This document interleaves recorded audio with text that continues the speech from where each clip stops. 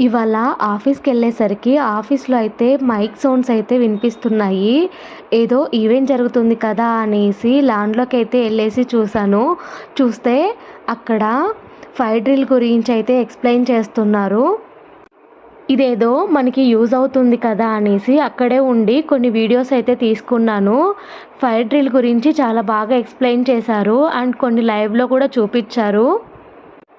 ఈ fire drill టైంలో వాళ్ళు మెయిన్‌గా చెప్పిందేంటంటే, చాలామంది ఫైర్ యాక్సిడెంట్ జరిగినప్పుడు టెన్షన్ పడిపోయేసి అటు ఇటు పరిగెత్తుతూ ఉంటారు.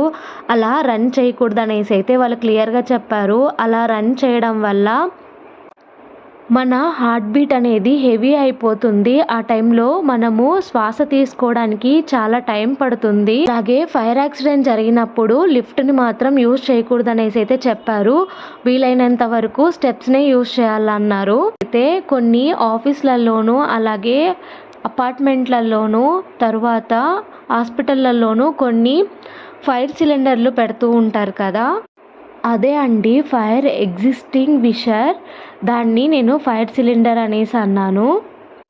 వాటిలో కూడా చాలా టైప్స్ ఉన్నాయి. వాటి గురించి కూడా క్లియర్‌గా ఎక్స్‌ప్లెయిన్ చేశారు.